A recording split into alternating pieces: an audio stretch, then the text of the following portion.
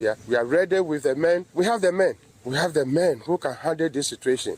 And then our eyes are red for Akwetia, and nobody should think of coming to cause trouble. As I'm talking about now, those 600 men have already moved to Akwetia.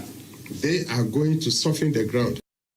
So that's IGP, Dr. Christian Tete-Yohonu there. My colleague Michael Ashley joins me in studio with more on what to expect from the Ghana Police Service. Michael, let's start with what we know. What exactly have the officers been told and what resources are being deployed? So, Grace, at least between the rerun in Ablekuma North and the Akwetia, we know that the strategy will change severely.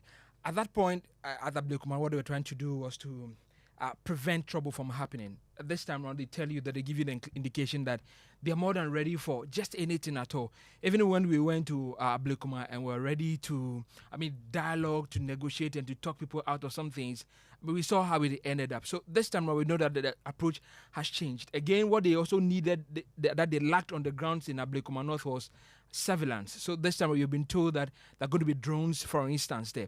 If you've ever been to the Ghana Police Service just before the December elections, they also showed us their brand new operations monitoring point where you see computers with the drone shots, Google Earth, all monitoring some of the areas of interest. We know that definitely is one of the places that they will also be actively using to monitor activities on the ground.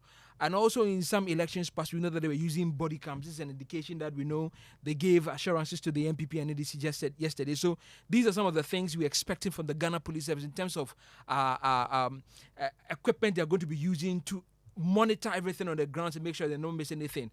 Also, we had the Ghana Police Service, the IGP himself mentioned that they are going to be, for the first time possibly, bring in their what he calls the prison on wheels, and this is to help them to sort of hold fomenters of trouble temporarily on the grounds. This is the we don't have to transport you anywhere. No, not at all. We don't have to struggle with you. And you saw how it was difficult for some policemen to even handle people at Ablekuma. Yes. How Akumsin took more than 7 seconds to get on their feet, but all that while the police still could not find anybody to arrest because their attention was divided. This time they've told that they have a holding place live on the grounds that if you call the Black Maria, what he calls, will come and station there, will put you in there and hold you till we are done and then take you to our offices later. And so these are some of the things that we expected from the Ghana Police Service. The training, we know, simulated everything at all that could have happened. In fact, in some audio tapes, IGP told us that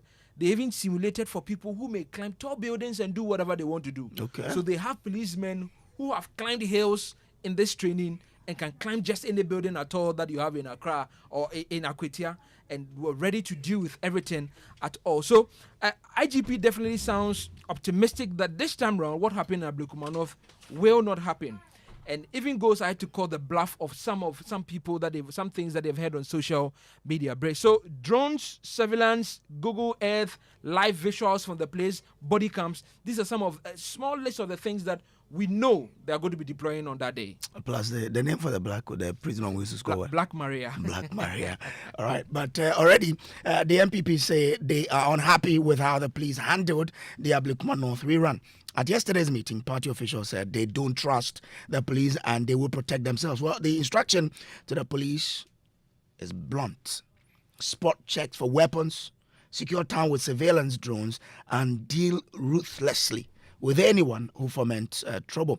The IGP says anyone who tries to snatch ballot boxes will be thrown into what they call the Black Maria. That's the mobile prison truck already stationed in the constituency. That's what we're being told. The IGP also called the bluff, as you said there, of people who want to foment trouble in Akwetia. Listen. We heard so many TikToks and the social media comments. People say, we are going there with arms and everything. I want to assure you that the police will deal decisively with those people. And I think their cowards, they cannot come. They cannot come because if you see the way we are prepared, the high level of preparation towards, I have told people that our eyes are red. I met even the political parties, that was yesterday, and I told them that you, the politicians, you bought the Black Maria for us. The Black Maria is the prison on wheels.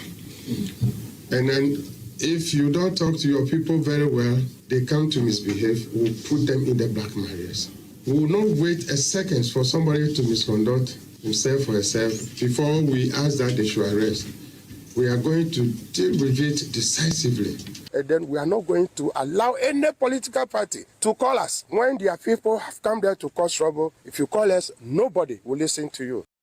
Well, in the last elections, at least 3 journalists were assaulted, some by police personnel. You saw that in the Ablekuma rerun. The IGP says this time journalists will be treated as a priority in police duties, and violence against the press will not be tolerated. The brothers and sisters who hold the camera and then the phones to take whatever they are doing during the election times, I think there's a level to which they can go. But then you have to be moderate in handling them, making sure that because without them, the rest of the people who are at home watching, they cannot see what is going on. And we have passed that stage whereby we have to look at the media to be a different group of people. They are part of us. Some of us, we have reached this stage, and without the media, nobody would have heard of our name. I go to my village, and everywhere they will tell you that, even yesterday I saw you on television. It's not my own television, it's not my television. It is your television that put me there. So, DJ President and all our executives in the media fraternity, what we are telling you is that we'll make sure that will protect you. If it will take me alone to protect you, I will do that.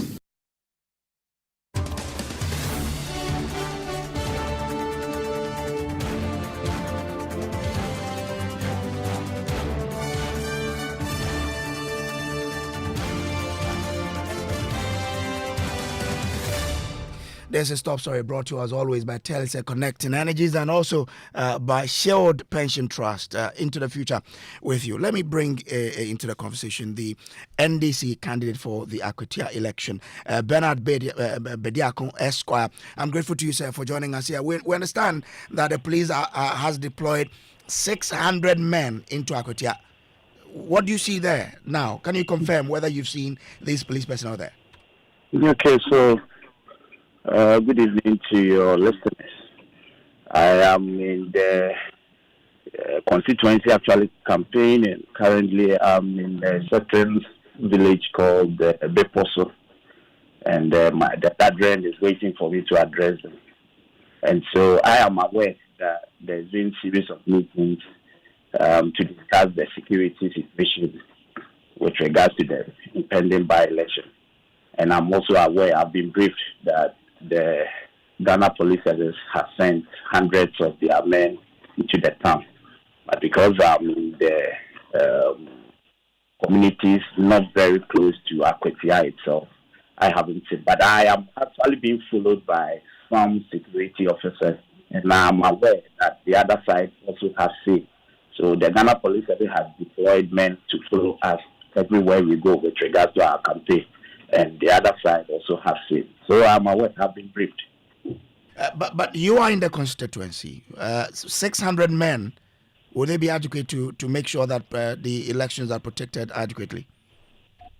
Well, I'm not too sure. I'm not too sure whether they are the only men, whether it is coming from only the Ghana Police or there are other security agencies who also deploy other men. I'm not too sure.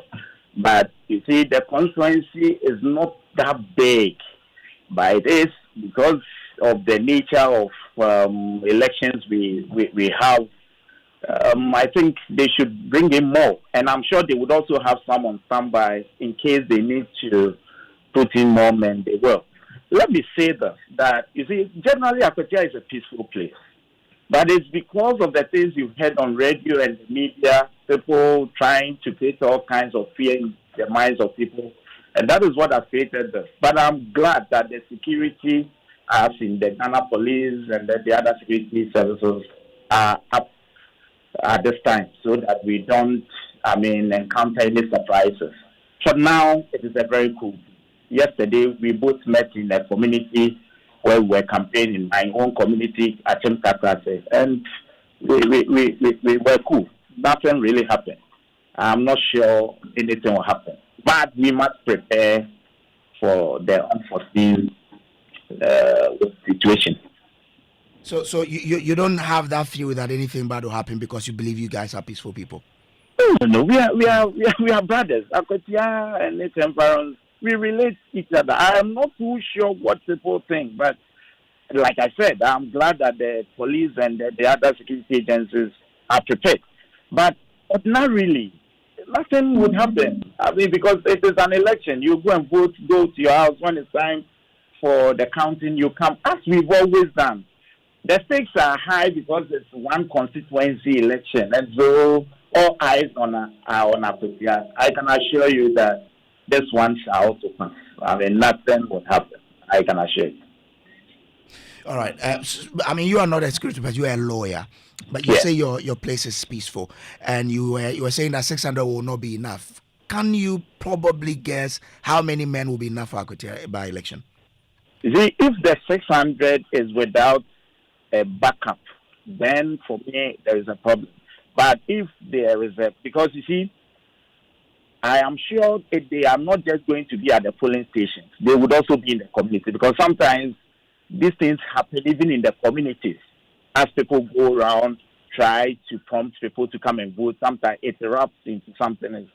But if the security is just for the polling stations, then it's enough. But I don't know the intelligence the Ghana police have or the security agencies have. So maybe they have other men who will be doing other things. Of course, you said, I'm not a security officer. I don't have that expertise. I'm a lawyer. But so whatever I'm saying is without prejudice to any intelligence the security agencies have. I only know of what is happening as normal community engagements and everything that is happening. There doesn't seem to be any problem at all for now, but I do not know what the police has. And so if we can get, if it is only for the polling stations, then 600 will be enough, because we have over 120 polling stations in Abuja. So if you have 5 per polling station, I'm sure we are good to go. But there should be some standby men in the communities as well as the surrounding towns, surrounding constituencies where people troop in to for whatever reason. So I mean, 600 for the polling stations is okay. But if the communities are included, then we should have more, because we have, I think, 119 polling stations. If it were the general election where we would have a special voting, then it's 120 polling stations. But for now, it's 119. And so you can do the mathematics and know whether it is something that is right. I mean, you are a stakeholder in this election. The MPPs, they based what they saw in Akwetia to say, we don't trust the police, we would come prepared. But have you sat down with them for you to have a meeting and reassure yourselves that Akwetia is not Ablekuma North? Has anything like that happened? Well, there was a dissect meeting, but I was out there campaigning, and so my reps were there, but they briefed me, and they were okay with the security arrangement. That meeting also included the other side, that's the MPP. But you see, I sometimes, some of these, but the politics we do in this country, you see, you don't trust the Ghana police. Whom will you trust? Is there an alternative? There isn't. And you left power just a few months ago. Nothing has changed. I don't remember. I don't recall. You can prompt me if I'm wrong. Has the new government done any recruitment beyond what they came to make? So what has happened? Why don't you trust them? These are the same people you employed, or some you came to meet and kept. What has changed? You see, these things we do, elections should not, this creates fear in the minds of people. So that if somebody works in Accra but votes in Akwetia, the person will say, no, I won't go because I don't want any trouble. But that would be denying that person his constitutional right. We should allow people to move freely. Let's not create fear in the minds of people. It's just an election. It will come and go. Another one will come. Why should we do this? That if you don't trust the police, you would form your own police, or you do what? If there is no alternative, I would urge my colleagues or my brothers and sisters on the other side not to be doing this. You see, let's all see this as one of those things. It's one of those. It will come and go. Akwetia will still remain Akwetia. There shouldn't be any fear mongering. There shouldn't nothing. It will come and go. Whoever emerges we would all support it. It's for the good of the people. We want a representation for Akwetia, and Akwetia will surely get a representation at the end of the process. There is nothing to fear. So I would urge, I would not want to describe that comment in any manner, but I would urge that we desist from such comments. We want a peaceful election, and a peaceful election will happen. We are one people. At the end of the day, the victor will be congratulated, and then we move on as one people. I'm grateful to you. You earlier told us that you have somewhere to be, so we'll leave it there. Thank you very much. Bernard Bediako Esquire is the NDC's Akwetia, candidate for the Akwetia by-election. Let's bring in now the Deputy General Secretary of the NPP, Haruna Mohammed. Haruna, I'm grateful to you for joining us here. Now, I'm sure you've heard the assurances the police has given, the deployment they've done, the arrangement in deploying drones to make sure that, this election has been safely guarded. Does that bring any assurance to you, the MPP, that, well, this is something we can bank our hopes on, and therefore we're going to go into this with assurance that the police will be there to protect us? Thank you very much, Kojo. I have not had the opportunity to listen to Mr. Bediako. I heard him make reference to a statement. I don't know what statement it is, whether it is relative to us as a political party or it's relative to a statement from the security. Bring me up to speed. Relative to the pronouncement some of your members have done in terms of you are going to go into the election with, you are going to make sure you protect your members in this election. And he's saying that those comments, we have to desist from it because Akwetia is peaceful and it will be peaceful. I think he has no right to say that we don't have the right to protect ourselves. The Constitution of the Republic of Ghana sorry, I have to cut you. He didn't mention anywhere that you don't have the right to. He's only saying but I'm saying that his right has an end, and he cannot say that somebody cannot protect himself. So he can go ahead to make a statement, but it is not unlawful for us to say we will protect ourselves. So for him to caution and say that we should desist from it, it is something that is very disingenuous, which I have to counter and let the public know that every citizen of Ghana has the right to protection by yourself. If not, that we would have been sleeping outside. You wouldn't have even locked banks. But he is not questioning your decision to say you want to protect yourself. He's only saying that those pronouncements that you make out there, puts fear in people and therefore will lead to people to say we won't come out to vote. He's not questioning your decision to protect yourselves. He's only saying that let's end those pronouncements because they don't help. It's uncalled for. He cannot call for that. That is what I want to dismiss first before I go into the substantive matter. Everybody has his own opinion. Calling for yourself to be protected cannot prevent anybody from coming out to vote. In any case, if you check all the violent situations in Ghana in terms of by-elections, all those violences have been perpetrated by them, by the NDC. The recent one... I don't know, you cannot single-handedly or you cannot single them out as being the only party to perpetrate those troubles in the by-elections. You need to be fair. Balance the discussion and let's move on. And candidate Mahama said that when it comes to violence, they are the kingpins of violence, and nobody has ever defeated them when it comes to violence. That violence runs through their blood. And we saw what they did in Aplikmanov. We are of the view that the police are the security of states. That does not prevent you as an individual to protect yourself. Because we have considered the NDC as the devil. And we cannot eat with the devil without a long spoon. And for that particular instance, we are not going to Akwetia for violence. But we will go to Akwetia when there is violence. We have the right to protection. Even though the security will have to protect you, if I know the security is standing here and I do not protect myself before the security comes, I don't think that the security will be able to protect anything. So for us, first, yesterday, I need to commend the IGP for the meeting that we had yesterday. At the meeting, we told the police that for us as the New Patriotic Party, it is good that they are putting up these particular measures to curtail what happened in the previous by-election, i.e. in the illegal elections that was organized at Aplikmanov. and the conduct of the NDC people and the conduct of the police, because the police were looking on when Hawa Kumsin was being kicked like football. But Haruna, how do you describe that election as illegal when the court asked that election be completed? The EC thinks that is how they want to complete it. Anyway, that's not the focus of the discussion. I'm asking, you've listened to the police, they've deployed the men, 600 of them, added drones and heavy artillery, and given instructions that protect the ballot, protect this election. How does that give you confidence that, you can trust the police now? I can hear you. Haruna, can you hear me now? Yes, I can hear you now. I'm asking that based on what the police have said today, they've deployed men, 600, added heavy artillery and drones, and the instruction is protect the ballot and the election. Doesn't that give you that needed confidence to say we can trust the police in this by-election?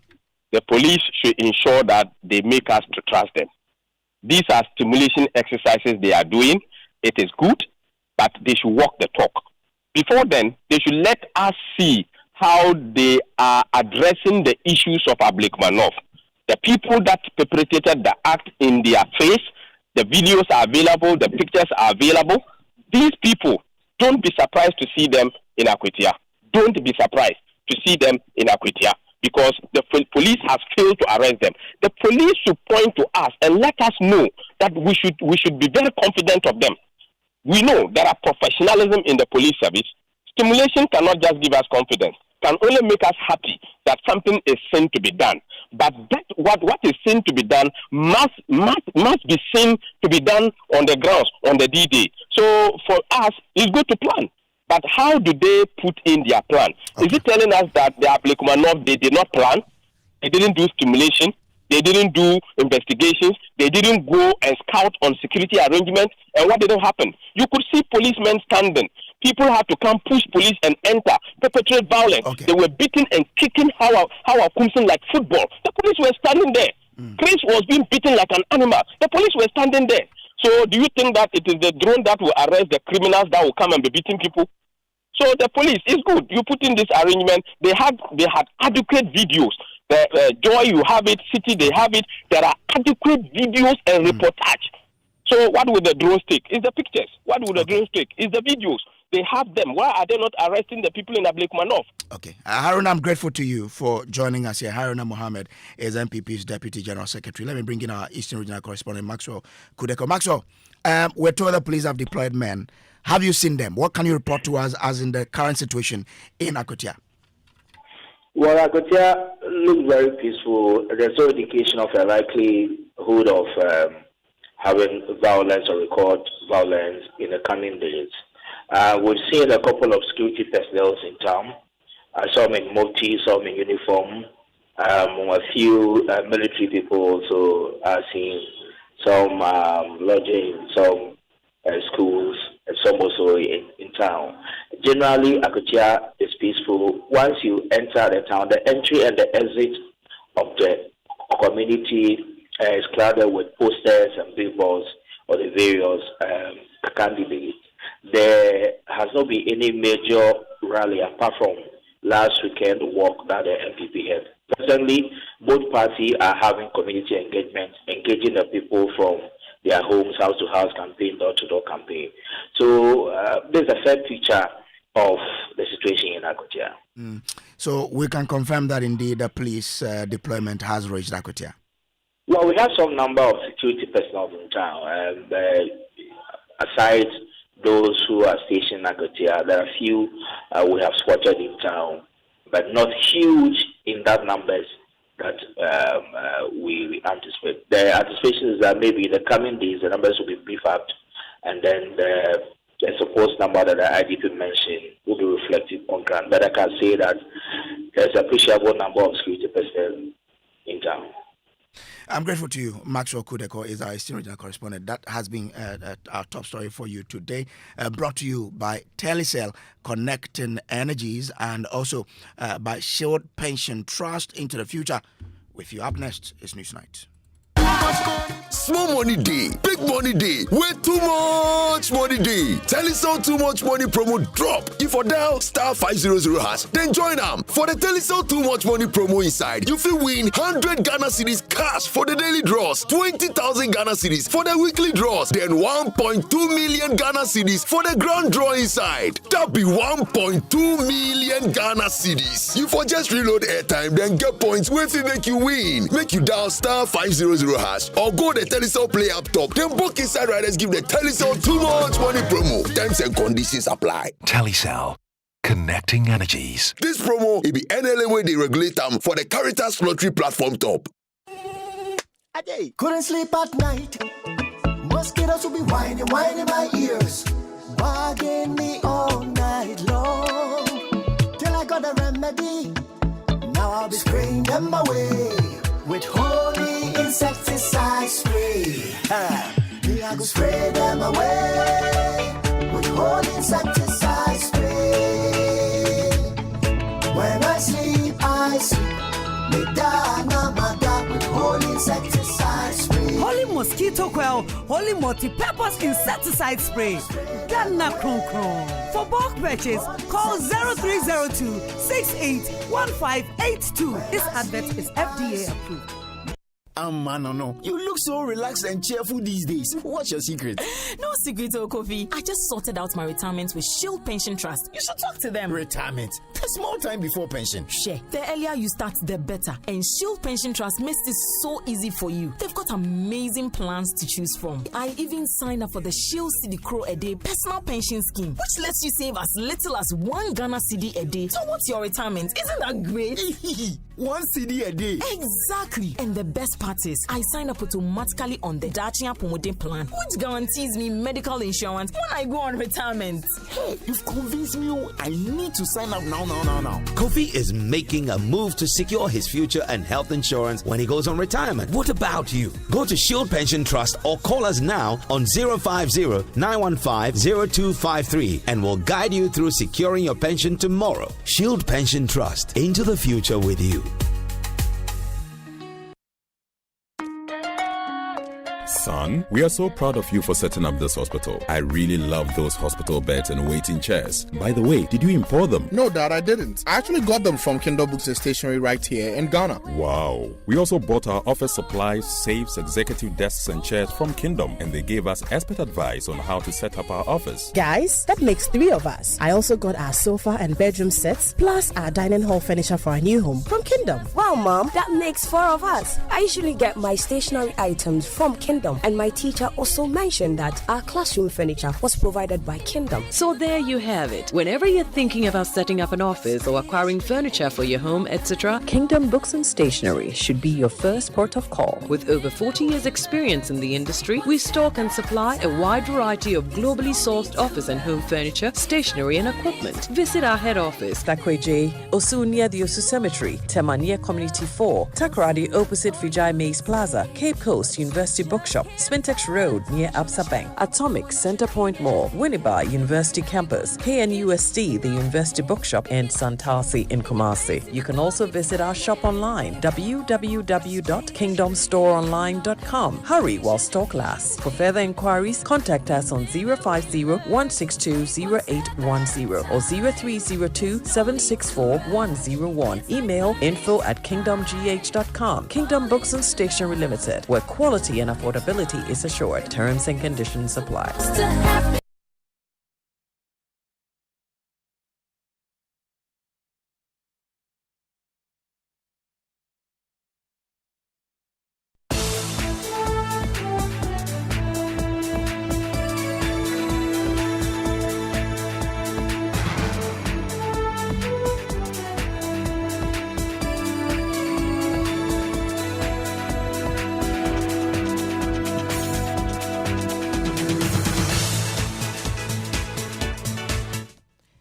Years of joyfulness. Good evening and welcome to News Night.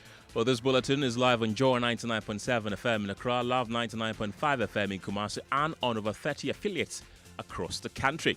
Well, tonight, Inspector General of Police Christian Tete Yohunu says suspects involved in the Ablekuma North election violence will be put before court by Friday as he and other police chiefs meet executives of the Ghana Journalists Association to provide update on investigations.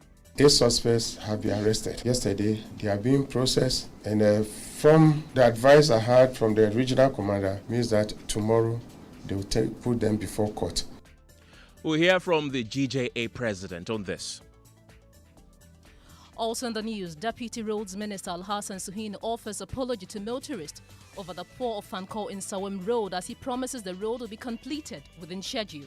Apologize to all motorists on that stretch, and it is our hope that before the end of this year, some significant improvement would have been noticed on that road.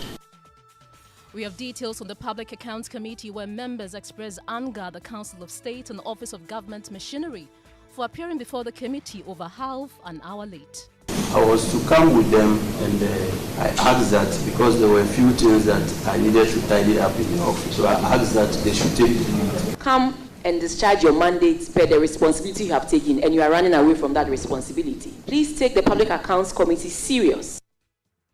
Also tonight, Roads and Highways Ministry orders the removal of unauthorized at the Flower Port interchange, citing non-compliance with national advertising and road safety regulations. Today, which is 20th August, we saw the Ministry of Roads and Highways issue a statement to say that this billboard has been unauthorized. We got here and we realized that the billboard had been taken off.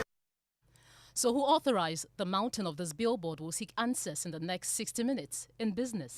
Some oil marketing companies finally adjust prices at the pumps in line with industry projection, but market leader Star Oil keeps to the old values. And in sports, 3 days to go until the 2025 Joy Sports Invitational Tournament. Of course, we've got the latest of these and many other stories coming up tonight. My name is Kenneth. Gyasi. My name is Ofori. This is where we begin, as the Inspector General of Police, Christian Yohunu, has disclosed that 8 suspects arrested in connection with the violence that marred the recent election in Ablekuma North constituency will be arraigned before court from tomorrow. Speaking to journalists, the IGP revealed that the suspects were being processed as of Monday, and based on briefings from the regional commander, the legal proceedings will commence either Thursday or Friday. And according to him, the police service is making steady progress and is committed to ensuring that justice is served for any electoral infractions or professional misconduct. There were these assault issues that were mentioned, and then the Accra Regional Commander, as at yesterday, had got 8 suspects. 8 suspects have been arrested. Yesterday, they are being processed, and from the advice I had from the regional commander means that tomorrow they will put them before court. Later, either tomorrow or Friday, one of these days, all these suspects will be put before court. So we are making progress, and then we'll make sure that whatever happens, justice will be done to those people who, in one way or the other, did not do their work in a professional manner. The GGA president mentioned the incident in Kumasi during the Council of State elections. Yes, I've just got information that investigations have been conducted, and then the victims have been given medical forms. As of today, they have not brought their medical forms for the suspects to be put before court. And so I've asked the regional commander to trace the victims and make sure that the medical reports that were given to them, for them to give it to the doctors to endorse, they return those medical reports so that the next step of going to court will be initiated. Whether we are safe to continue, or you can go to Akwetia, what I want to say is that Akwetia will be very safe. Just today, we went to, myself and my management team, we went to, that is Hunya or Echremati, where we have the high-risk operational training taking place. We went to visit the officers. That is the first batch of officers that will be deployed starting today.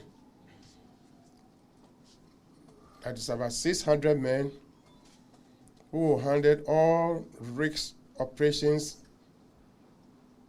in the course of the election duties. About 600 people have been trained. And some of the media personnel who follow us there, they saw exactly what happened. The preparedness to conduct search to ensure that nothing dangerous is concealed in a vehicle or in a motorbike that can cause any trouble during elections. And also preparing the men who will be at the ground so that if somebody intends to use a weapon to snatch a ballot box, the precision in dealing with that particular suspect was also demonstrated when we went to the ground. If there should be somebody who can climb the tallest building in Akwetia, we have the men, and the men have gone through that rappelling training. So that was the IGP, Christian Yohunu. Meanwhile, the Executive Secretary of the National Media Commission, Dr. George Sapon, has been defending the NMC's silence on the attacks on journalists in recent months. According to him, the NMC can only act on an alleged assault on a journalist if the case is officially reported to them.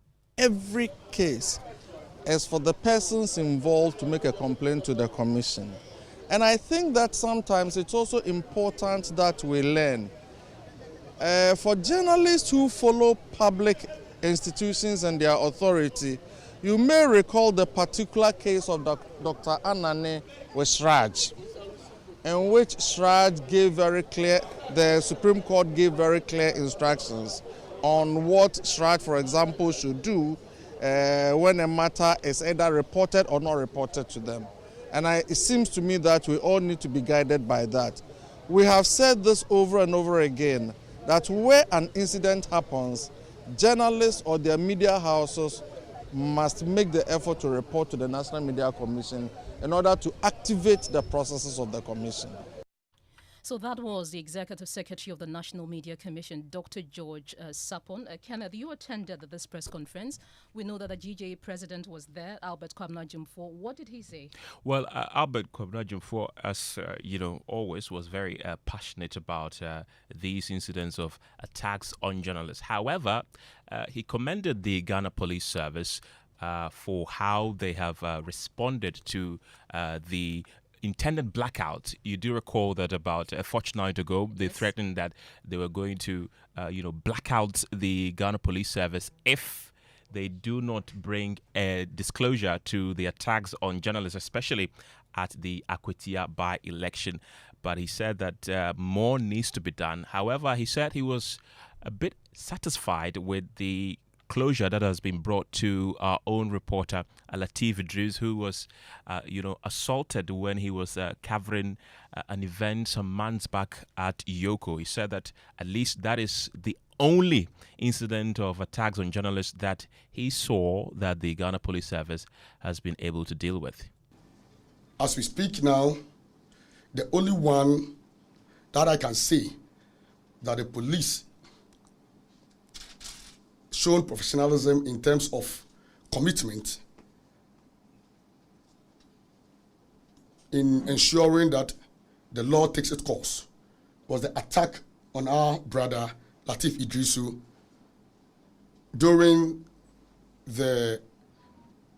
just in front of Yoko during the arrest of Chairman Untumi, the Ashanti Regional Chairman of the New Patriotic Party. We are aware and we commend them for going after the perpetrators, arresting a suspect in relation to this attack, and processing this suspect before the court. And the court also did not sleep on it. They remanded the suspect into police custody for 2 weeks. In recent years, I can say that this is the highest success we've chopped so far in terms of attacks on the media. And I want to commend the current IGP that it happened under his tenure. Aside that, there has been numerous attacks. 6 of our members were attacked in Kumasi during the Council of State elections. As we speak, we are yet to hear from the police whether the perpetrators of this attack have been arrested.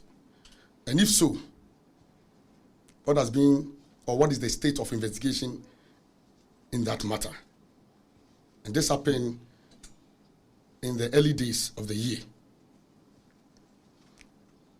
We also recorded one attack involving Ohime Teria of Multimedia, was also attacked in the Ashanti region by Sam Tax when he has gone to a mining site to discharge his duty. Also same were attack of 3 journalists in the Western region who were also attacked in the Sengregua area when they have gone to also discharge their constitutional duty by ensuring protecting our environment and ensuring that our water bodies are safe. So that there is the president of the Ghana Journalists Association, Albert Jumfor, there. Let's go on to the telephone lines and speak to media advocate Dr. Kenneth Ashigbe. Dr. Ashigbe, thank you very much for joining me this evening. You were one of the first persons to call out the NMC for their inaction during the attacks, the various attacks on journalists, especially this year. I want you to listen to what the NMC boss told me when I asked him why they haven't officially communicated anything on these various attacks, and we continue the conversation. Please listen. Every case is for the persons involved to make a complaint to the commission. And I think that sometimes it's also important that we learn. For journalists who follow public institutions and their authority, you may recall the particular case of Dr. Anane Wesraj. Dr. Ashigbe, I believe I still have you on the line. So that is the NMC boss. Well, he says that they have not been vocal or said anything about this particular attacks on journalists because the journalists have not been reporting these incidents of attacks to them. Is that a fair point? You see, George is my friend. He is my comrade in several fights. We fight together in several fights. But in this particular situation, I have disagreed with him in the past. I disagree with him today. I will disagree with him tomorrow. How is it there's a public record of journalists being attacked? Is he telling us that Ahmed Tuale should wake up from his grave and come and petition the MNC before they act? The people have been beaten. You see people attacked. There are reports of it, of the attacks that have been done. I don't see how the MNC is quiet. And my question is that who is our current MNC president? How is it that this MNC president is so quiet? What is the representation? How is his representation on the MNC line? You know, we have right, so the GJA should also wait. You think that all the people who have been beating are GJA members? They are not. But when you have the situation, that you have the National Media Commission, a commission that has been set up to push the frontiers of the freedom of speech, I am not too sure that we should be sitting and say that if people have not come to petition the NMC when there is ample evidence that this crime have been committed against journalists. You think those who publish the media freedom of speech report, you think they get report from anybody? So I think that the NMC, in whatever form or shape, should change the mode in which they work. When there is attacks on the media like this in present day, and the number at which it is happening, the level at which it's happening, they should not be waiting and putting that burden on the journalists to say they have to come and report before. The NMC should be proactive and should be working into making sure that they can protect journalists. It's one of the things that really hurts me. And I'm praying that George and the NMC would deal with it. But you know the interesting thing? George is the executive secretary. The commissioners of the NMC, they are failing us the most. They are the commissioners. And for me, the reason why I supported the candidature of the current GJA president has been his consistent stand in protecting journalists. And I think that is admirable. And I'm hoping that after today's meeting with the IGP, we will start seeing some action so far as these things are concerned. The issues of Latif, where Latif was beating at the police headquarters itself, and the police headquarters will tell us that they don't have evidence of it. I'm hoping that as IGP, he will start correcting these things. And his correction of these things will have to start with the incidents that have been occasioned by the police itself before he starts looking at it. Definitely the issue about the policeman who beat up the GH1 journalist. I don't know what has happened to that particular person. Well, Dr. Ashigbe, to be fair to the police service, today the IGP did indicate that investigations are still ongoing, and they have in fact forwarded the docket of that particular police officer to the AG for advice, and whatever advice they get, they'll move it from there. So at least the IGP did indicate to us today that they are on it. Well, I think that's good news. My only challenge I have, sometimes when you have some of these happen and there's palpable evidence, video evidence of it, the time it takes for us to be able to investigate these things, take too long. You take the issues at what happened in Ablekuma Central, that as well. We've seen people with their, faces, the footages and all of that. But I think it is welcoming that the IGP would meet the GJA team. I missed it because I'm on national assignment elsewhere. And I think that this is a positive thing. All of us should support it. Especially for me, I would urge all media houses to take a cue from multimedia, where multimedia would support their own, and take even civil action in situations where the government is slowing down. And I'm hoping that we'll be able to start seeing some action. There is a situation of Pius who was shot at during one of the elections, I think the 2020 election. And currently, he's had about 7 surgeries. We're looking for money for him to fly him into India to do several surgeries. Latif's case is still another case that is still there. We have the death as well, and that's several of them.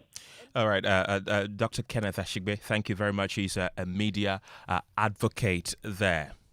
Now, Kenneth, you know that for some days now we've been covering a story on the poor state of the Ofankor Pukwasi in Sawan Road. Yes. Well, the Deputy Minister for Roads and Highways, Alhaji Suhini, has offered an apology to drivers and commuters along that stretch.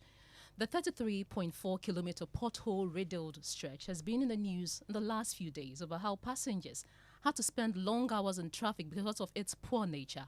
Well, the contractor returned to the site 3 days ago after 2 transport unions, that's the GPRTU and the GRTCC, announced an indefinite strike if nothing is done. We'll hear from the Deputy Minister on issues surrounding the road shortly, but first, a lot has been happening at the Public Accounts Committee in Parliament today, and my colleague James Saveji joins us with details of all the drama. James, let's start with how proceedings grounded to a halt in the morning because, of course, some agencies like the Council of State and the Office of Government Machinery who were scheduled to appear came very late. What justification did they give? Well, Pearl, so these 2 agencies were supposed to be led, including others like the Northern Development Authority, the Zongo Development Authority, were all supposed to be led by the Chief Director of the Government of Government Machinery, Alhaji Abubakar Uwayo.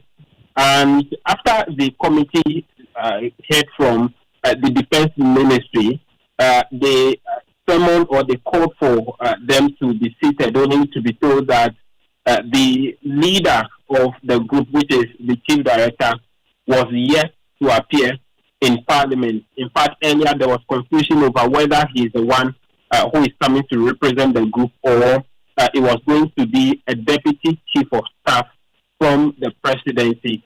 And then the committee had to adjourn for over 30 minutes, waiting for them to appear before them. Eventually, they came, and the committee members were very unhappy about their lateness to the committee.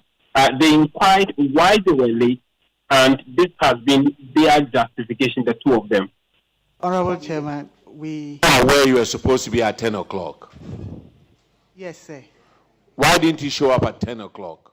Sir, a new acting executive secretary has been appointed to the Council of State, and I needed to clear some issues with him. Okay. Before so a new executive director for Council of State. Yes, sir. And then the Parliament of Ghana. Which one would you respond to? Parliament, sir. Then why didn't you respond? We are deeply sorry. No. Deeply sorry is a different thing altogether. Why didn't you respond? Why did you think that the new executive secretary was more important than Parliament of Ghana? Sir, we acknowledge that the executive secretary to the Council of State is not more important than members of this august committee. Up at 10 for the meeting, as stipulated in the letter. I was to come with them, and I asked that because there were a few things that I needed to tidy up in the office. So I asked that they should take the lead. Chief Director, how long have you been with the ministry? Or how long have you been with the public service? 27 years. You should know better. I wasn't expecting you to come and give any explanation. But to just say that, yes, you received it, you are sorry, can we start? It cost the nation close to an hour because we're waiting for you. Well, James, it looked like the woes of the chief director were not over when proceedings resumed, because the committee did not take kindly to some of his justifications for some of the financial violations committed by the Northern Development Authority. Tell us more. Yes, Phil. So two key violations were unrecovered salary allowance offered to some staff of the Northern Development Authority amounting to over 500,000 cedis, and a 10-year-old debt that the authority, was unable to collect, which amount to over 82 million Ghana cedis. Now, in the providing answers to that, it became clear that, according to the words of the account given by the chief director, that this State Development Authority became more or less a political tool that government used to for some activities. He said, although they have been captured under the Office of Government Machinery, they were more answerable to the Ministry of Finance than the Office of Government Machinery, which led to a bit of a clash between him and the chairperson, Abna Osasari. You know that she was a former Minister of State in charge of the Finance Ministry. Yeah. This is exactly what ensued between the two of them. When this Ministry of Special Development, when it was reduced to a secretariat, that was when they offloaded them to OGM. And they were still operating as if they had their ministry elsewhere. And permit me to say that Ministry of Finance encouraged this. There were issues that I said, look, you are under OGM, let your... Where was their budget? Pardon? Where was their budget placed? Which entity had their budget? It was placed under Office of Government Machinery Thank budget. you. Thank you. We didn't have control over how they were... If a budget is placed under you and you sit on TV and tell Ghanaians that the budget was under you, you were in charge of their budget, but you did not have control, then we are in trouble here. Because I'm not cutting you short. That's why I mentioned Ministry of Finance. Respectfully, the budget sits with Office of Government Machinery. Every allocation, every disbursement will have to be authorized by Office of Government Machinery. before. And that was not the case here. Let's be very honest. And so, that wasn't the case then here. the auditors, I think you still have to go back to Office of Gun Machinery and do a thorough job. Unravel that as well. James, briefly talk to us about the apology offered by the Deputy Minister for Roads and Highways. Well, when he appeared before the committee, the Vice Chairman, David Opoku, asked the public interest question about the issue that has been boiling over the past few days. He said he himself and on behalf of his minister apologized to commuters, and they are committed as a government to complete that project. Honorable Chair, I have my minister's permission to first of all apologize to all motorists on that stretch. It's one of the hot potatoes that we inherited at the ministry. By the time we got to the ministry, the contractor, like many other contractors across the country, had already abandoned site due to non-payment. And we have been working with the finance minister to ensure that we get some releases to these contractors so they can go back to complete some of these very critical projects. Fortunately, the finance minister has been cooperative. In the past, even before releases were made, we had meetings with some of these contractors, and based on assurances, some of them agreed to go back to site, for which we are very grateful.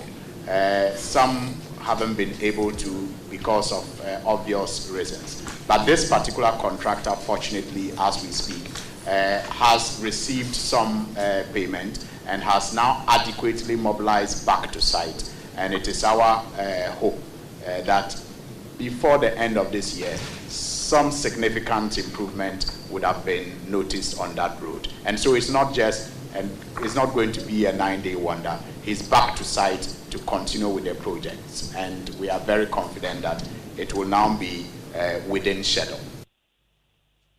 James, so which ministries are expected to appear tomorrow? Hello, James? Hello, James. I'm asking which ministries are expected to appear tomorrow.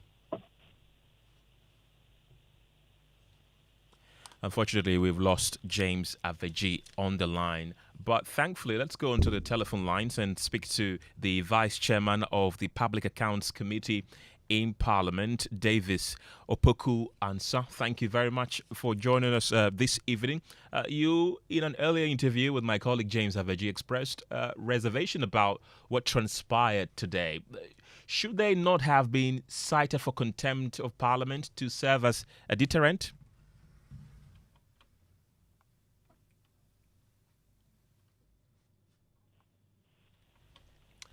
I understand we don't have Davis on the line. Do we have him on the line? Yes, I'm told we do. Davis Opoku Ansah is the Vice Chairman of the Public Accounts Committee in Parliament. I was asking earlier if they should not be cited for contempt to serve as a deterrent. Yes, I think that should be the right thing to do. But you see, there was a bit of confusion if you were to listen to what the Chief Director said. Some of these agencies act as if they are autonomous. I mean, they act on their own and would not listen to what some Chief Directors tell them. This whole creation of Northern Development Authority came out of SADA, and there's been a lot of transition that has gone on. So we were a bit relaxed. We wanted to get to the root of it. And in our recommendations, one of the areas we are looking at is how to ensure that there's a ministry, even if this Northern Development Authority is placed under the Ministry of Local Government, so that the minister is held responsible for the actions and inactions of this agency. I think that will help. So we are not only looking at how to punish people, but we look forward to how we are able to remedy, or we are able to amend, or even propose some policy changes to central government so as to streamline the operations of such agencies like the NDA. So how do you resolve this moving forward? Well, now the Northern Development Authority and all agencies under the Office of the Government Machinery appreciate the fact that they are answerable to the Chief Director of the Ministry. Today, I also made it clear to the Chief Director that, we want to deal with the political actors. So, for instance, if you were to operate under the Office of the Government Machinery, there will be a Deputy Chief of Staff who is responsible for administration. And we want to see that Deputy Chief of Staff because if there ought to be policy changes, if there ought to be some policy advice from the committee, you would want a senior person at that level to be able to fast track or facilitate it so that we can see those changes happening and these infractions not returning to the books. These are some of the steps we have taken to ensure that these things do not happen in the near future. Okay, and you also you had the response of the minister to your question about the road. Do you have confidence in government completing the project? Aware of the challenges the government face? In fact, I was a bit humbled by the sincerity of the minister. First, his apology to the good people of this country. I know that in the last 2 weeks, Joy FM and Joy News and other sister stations have been doing a lot of work on that stretch. And it is based on this that I asked the minister. We use the road virtually every weekend, and the challenge on it is quite huge. Already, government has committed some $30 million to the project, the contractor, to continue work, and we are praying that it is given some level of priority so that they fast track it. So the minister has given the commitment with the payment that has been done and the contractor resuming to work. We are hoping and praying that we'll complete this project on time so that commuters will be relieved of the heavy traffic and the burden. Even the body pains that people go through traveling from Insawam to Pokwasi alone is huge. And so we are hoping and believing that the assurance that has been given to the committee will be adhered to. Okay. Mr. Davis Opoku-Ansah, thank you very much. He's the Vice Chairman of the Public Accounts Committee in Parliament, and that brings us to business, and George Wiafe is here with the latest. George, what's coming up in business? Well, coming up, some oil marketing companies finally adjust prices at the pumps in line with industry data, but market leader Star Oil keeps to its old values. And President John Mahama projects a single-digit inflation for Ghana by end of year, but further upgrade of the country's credit ratings in the next review. The business news on Newsnight is brought to you by MTN Business. Welcome to the new world of business. Kingdom Books and Stationery, your number one-stop shop for all your office essentials, Sintus Tanks and Pepsodent, Herbal and Charcoal. Ma, have you received the delivery? Sis, yeah, the rider's bay. Send in a momo. Okay, *176. Pal, don't you use a smartphone? Use a momo app, ne? Huh? App. Hey, I want to say a millennium, say millennial. Inim. Oh, millennium for ya nyaze. Switch to the app. Oh, you're smart. And oh, you're secure. Enter a world of possibilities with the Momo app. Pay your favorite merchant, pay utility bills, and borrow from our wide range of lending services. Move to the app side today. MTN. M&C Group is a leading investment holding company with expertise in minerals and food commodity trading, precious minerals refinery, real estate development, and logistics and energy. With individually registered companies, our headquarters is located in Accra, Ghana, with operational offices in Dubai, UAE, Hong Kong, and Guangzhou in China, Johannesburg in South Africa, Virginia in the USA, and Milan, Italy. We connect business markets and drive growth. Trust us to maximize value in every deal. Call us on 0302 551 917 or 0302 551 918 or send us an email mncgroup@mncgroupgh.com. MNC Group, totally reliant.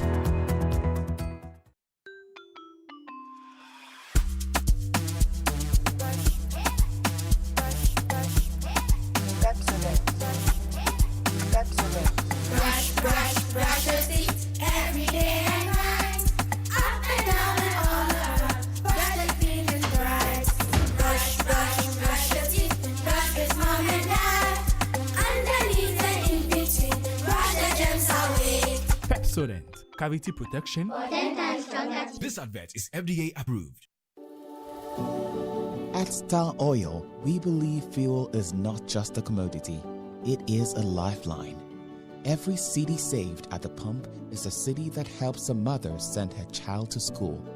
A farmer transports food to the market, or a young entrepreneur deliver their first order. Our mission is to make fuel more accessible by offering consistently competitive prices, helping ease the financial burden on Ghanaian households. In a country where transportation costs can consume nearly a third of household income, this is not just business. It's a social responsibility. Star Oil, still quality and affordable fuels for all. Hey, dear Yamsa. Yes, taste of concentrate fabric softener. I was such it move. Yes, send it this way. You are it's now watch. New it's now watch. No, be a baby some some demoni in us. Dear Yamsa. Fair quiet, yes, in Beer Association Ontario. Uses taste soft and you it's now watch. Nani boss to tap from cry. A fabric softener. A year near says, sir. Choose to stay soft. No, so say, you know. FDID a dreading crowd to yet.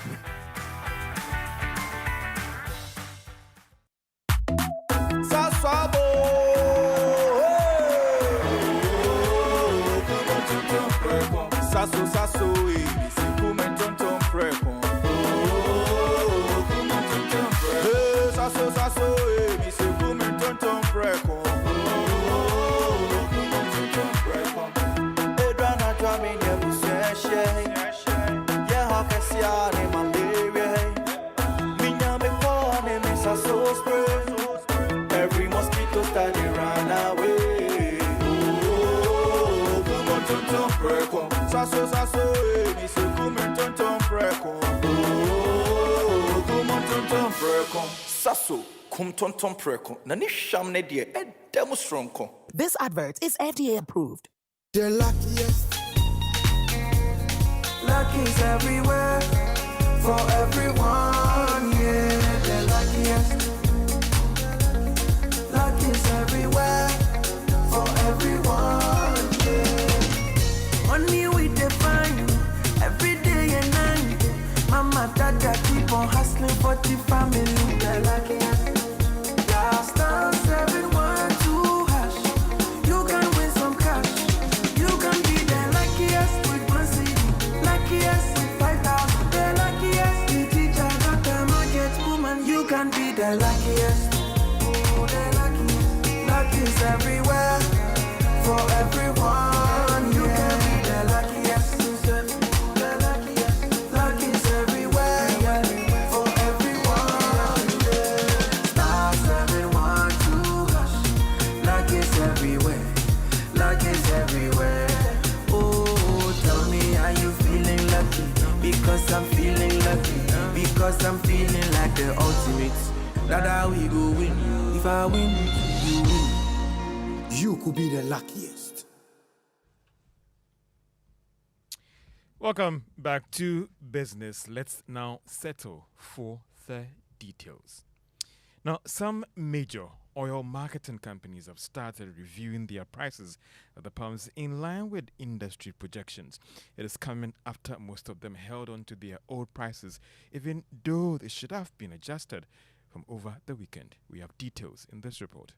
Based on industry data, a litre of petrol should have been increased by 3%, while that of LPG will be increased by a little over 2% per kilogram. But that of diesel was supposed to be reduced by just under 1% per litre. However, Guel, which currently occupies the second position in terms of market share, took the lead yesterday by reviewing price of some of its products. The firm kept the price of petrol unchanged at 12 cedis, 88 pesos per litre. Diesel, on the other hand, went down by 8 pesos to 14 cedis, 88 pesos per litre. Total Energies dropped the price of petrol by 1 peso to 12 cedis, 88 pesos per litre. VAT of diesel also went down by 3 pesos, and it will now be selling at 14 cedis, 30 pesos at their service stations across the country. Shell has kept the price of petrol unchanged. However, diesel witnessed one of its biggest drop in recent times, going down by 44 pesos per litre. But among the top 5 oil marketing companies, Star Oil has kept its prices unchanged. It is not clear for now why most of the oil marketing companies held on to their prices that long, even though the adjustment should have happened over the weekend.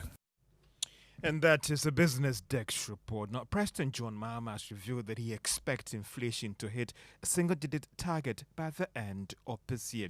He has also announced that government is working to remove the minimum capital requirement for foreign investors. The president disclosed this in a meeting with investors in Yokohama, Japan. We are re-establishing macro stability and the growth momentum of the economy. Inflation rose to a high of almost 23% in 2024 and is currently down to 13.7%. And we expect that by the end of the year to hit single digit. And it's also, our cedi has stabilized. For those of you who know the history of the Ghanaian cedi, it's been one of the most volatile currencies in Africa. A few years back, we were said to be the worst performing currency. I'm happy to announce that this year, Ghana's cedi has been the best performing currency in the world. And as Simon said, we've been upgraded from junk status to B- with a stable outlook. And I'm certain that in the next review, we're going to be upgraded again. We're open for business, and Simon and Co are busy at work reviewing the Ghana Investment Promotion Center Act. And that is President John Mahama. Now, the Ghana Union of Trade Association has stated that proposals to scrap the minimum capital requirement for foreign investors will not affect their sector. President John Mahama has announced that government is working to review the investment laws that seeks to ensure that foreign investors have at least a minimum capital of $1 million. But President of the Union, Joseph Obeng, tells Joy Business, as far as they are concerned, the trading sector will be excused. The president's intention is clear. The president has not gone to Japan to seek for traders to come and trade here. He has gone to Japan to seek for investors for more productive sectors of the economy, like manufacturing, like agriculture, intensive areas where the locals cannot do business. And so it is obvious that they are talking about all other areas apart from trading. And because the trading, when it came to revision and all that, we sat down with GIPC, and even with the minimum requirement of $1 million, where we want them to up it to about $2 million, because it is not in the government's own interest.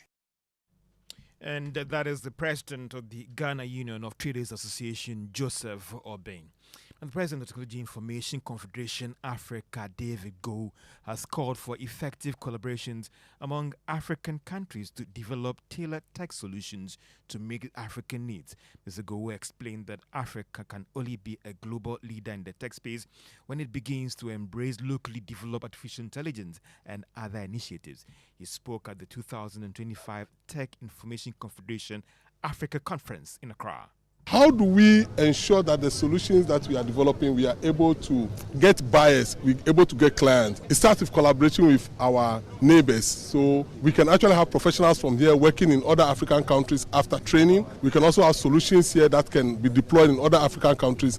That's what we want to do. But technology alone cannot make it happen. We have to collaborate with marketers, we have to collaborate with supply chain. So we are trying to bring all these professionals together and ensure that we have a plan that can be implemented, that can see Africa leapfrog its developmental efforts. David Go is the president of the Technology Information Confederation Africa. The conference brought together over 500 delegates from 35 African countries. Now, the Luckiest firm has officially launched the Season 3 media promotion campaign. The firm is promising some exciting rewards for players whilst giving back to communities across the country. Now, speaking at the launch, Chief Executive Dennis Idichum revealed that this year's edition will reward 100 communities nationwide, including with some exciting prizes. We will be coming to washing bays across Ghana. We'll be going to restaurants. We'll be going to corporate offices. We'll be visiting hospitals. And these are the communities. We have created the Luckiest to affect the ordinary person, the everyday person. This year, we are giving as much as 2.5 million cedis to the Luckiest ticket winners. And that is Dennis Edichum. He is the chief executive of the luckiest firm that is organizing some interest and promotion to reward Ghanaians and some communities in the country. And that's all for business on Newsnight. Let's do sports. Yeah, and let's start off with the Joy Sports Invitation, and the countdown is on for that particular competition, which is scheduled for Saturday, 23rd of August. Now, 48 organizations will gather at the University of Ghana Stadium in just 3 days to compete in a variety of disciplines. This year's event is sponsored by Royal Sweet Limited, Ayuda Hub, the Game Energy Drink, Yomi Yogurt, and the Luckiest. Now, the general manager of Samatex FC, Edmond Aka, has hailed the new monetary injection into the Ghana Premier League ahead of the 2025-26 football season. The GFA earlier this month announced every league club will receive 1 Ghana cedis before the start of the new season as part of the TV broadcast partnership. From the first up to 15, it's a good thing. It has never happened before. We won the league and took 500,000? Yes, but now the 10th place team is even taking about 500,000 or so. So it's a good thing. We are happy. So everybody is happy here. Everybody is happy here. You know, clubs are spending, and we need such support from the FA.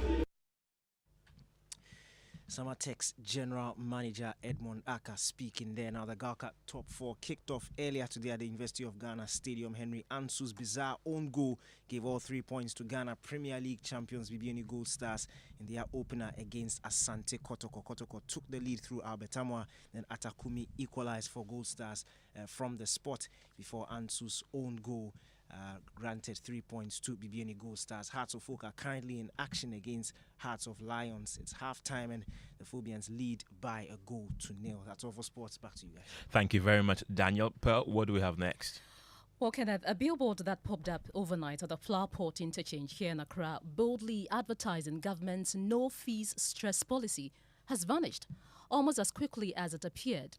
The Education Ministry and the Student Loan Trust Fund disowned it. The Roads Ministry branded it unauthorized, and by the time Joel News got there, the structure was already gone. My colleague Jacqueline and Somaya Bua visited Flowerport and reports.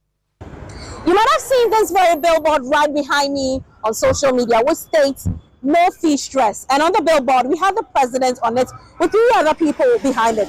And on this same billboard, we have the logo of the Students Loan Trust Fund and, of course, the Ministry of Education. Some days ago, the Students Loan Trust Fund came out to say that this billboard, it's not for them.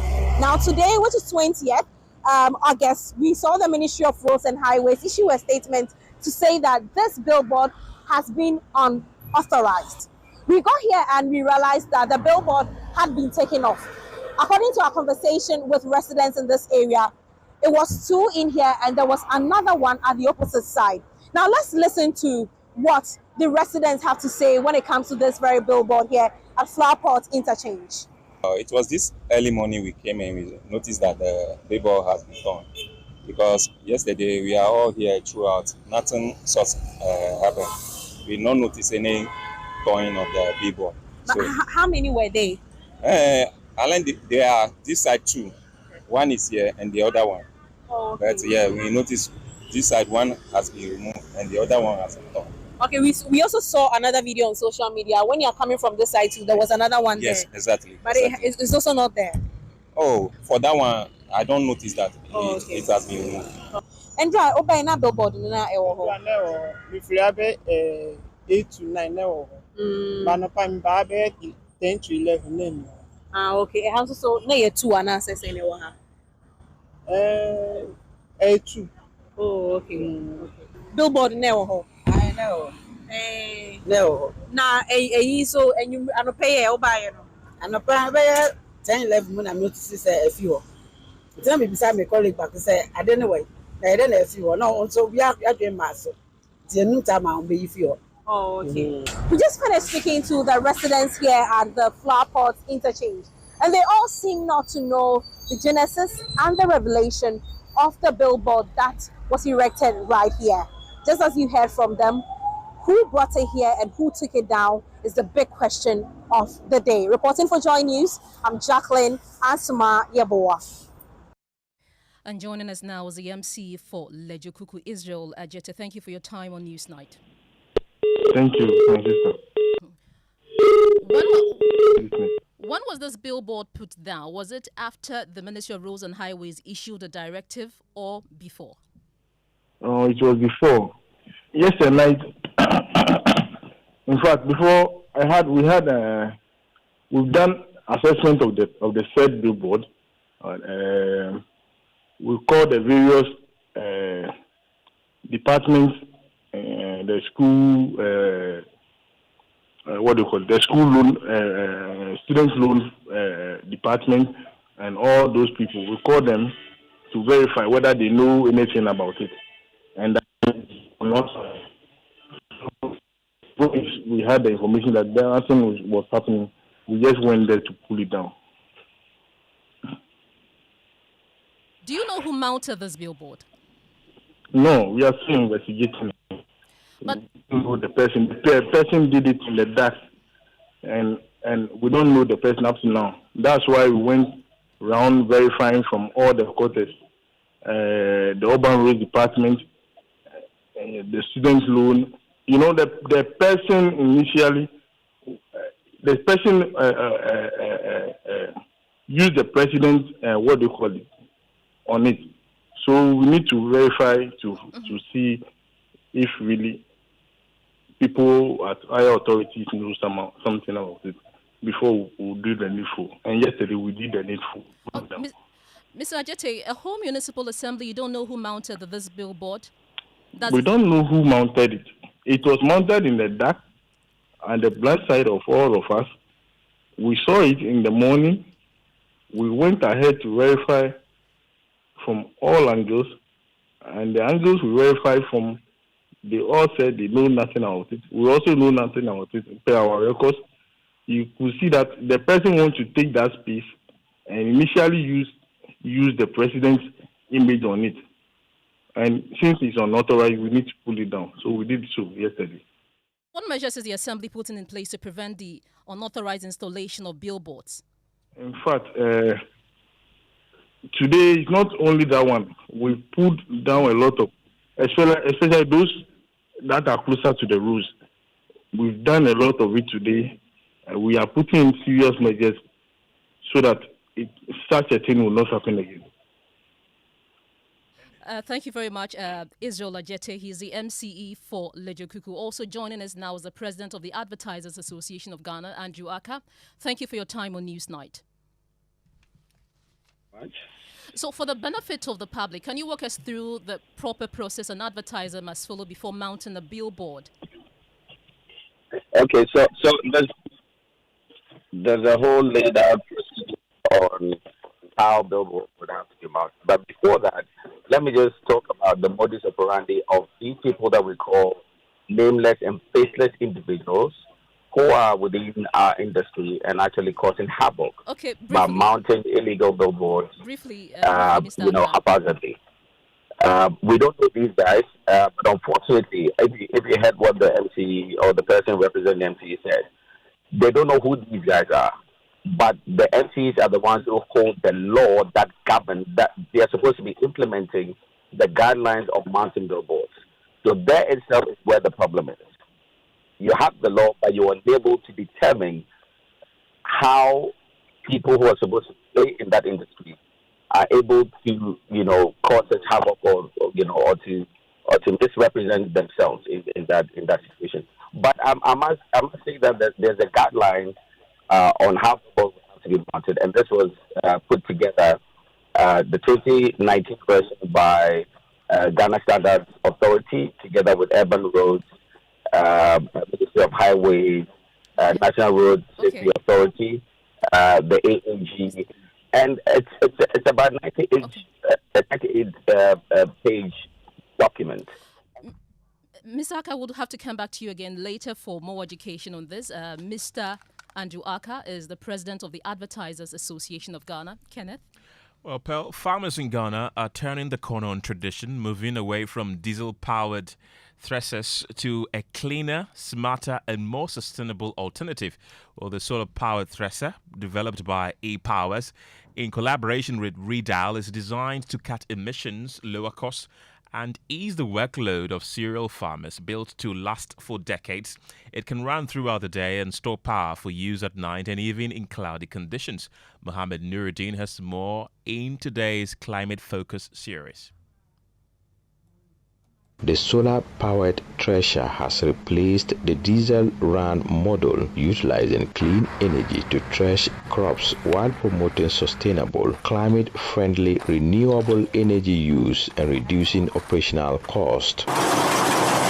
It aims to facilitate a transition from fossil fuels to cleaner energy sources for threshing and alleviate the labor-intensive task associated with diesel-powered threshers. This innovation will help farmers more efficiently prepare their produce for market. Aramani Tewia from E-Powers Construction explains how the solar energy is captured and stored for use. This system has been built intelligently in order to cut when there is an overvoltage, undervoltage, and also other faults that the system is able to detect. The system will last between 20 and 30 years of usage. This system is built to last for about 6 hours every day. That can be able to help these farmers in order to thresh their maize, their millet, their sorghum, and other cereals they currently farm over here. These batteries is also, as I stated, helping them in order to actually save them power so that during the night and cloudy condition, they can be able to use it. The solar-powered thresher will be managed by the Post-Redial Management Committee to ensure that beneficiaries of the project continue to benefit from the gains of the project. The Redial Monitoring and Evaluation Officer, Faustina Kojo, says the introduction of the solar system is part of the collective efforts of sustainable agriculture and climate action. The Redial project introducing the thresher is aimed at contributing to lower emissions. As we are all aware, emissions is on the rise, and one of the key contributors is fossil fuel. And so the introduction of the solar is to harness the benefits of green energy, which would ensure that the production and the threshing services are done without emission. Climate Focus is brought to you by Joy News in partnership with Youth Bridge Foundation, Bridging Gaps for Positive Youth Development, and the Climate Development Knowledge Network. Well, that's all time will allow for tonight's edition of News Night. My name is Kenneth.